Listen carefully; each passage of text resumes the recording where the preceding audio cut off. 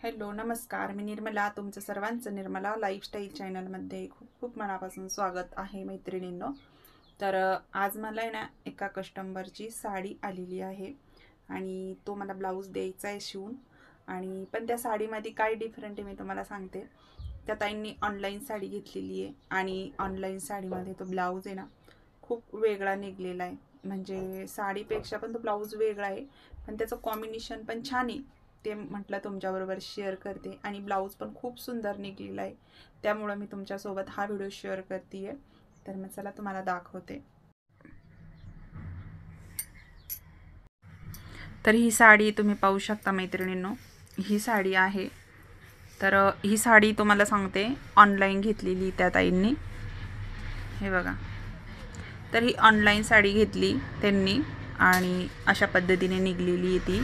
तर त्या म्हटल्या, तर त्यांचं असं म्हणणं की ताई ऑनलाईन म्हणजे मोबाईलवरती खूप छान दिसत होती ही साडी आणि घेतल्यानंतर ती अशी निघली. तर बघा, छान आहे, तरी पण मला तर आवडली. सूत पण छान आहे, पण त्यांच्या पैशाच्या मानाने ज्या आहे ना साडी थोडीशी त्यांना डाऊन वाटली. तर ब्लाऊज पण या पद्धतीने निघलेला आहे. तर ब्लाऊज आहे ना एल्बो बाहीचा आहे, म्हणजे ही आपण एल्बो बाही शिवू शकतो. त्याच्यावरती ही डिझाईन आलेली आहे याच्यावरती. तर हे बघा, तर छान लुक आहे. मी शिवल्यानंतर तुमच्याबरोबर शेअर करीन.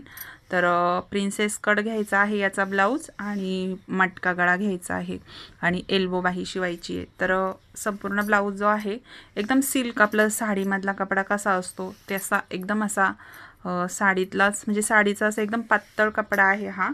आणि बाहीलाच फक्त ही डिझाईन आहे. मला तर ही बाहीचीच डिझाईन आवडली. बाकी हा कपडा जो आहे ब्लाऊज नुसता एकदम पातळ आणि साडीसारखा आहे.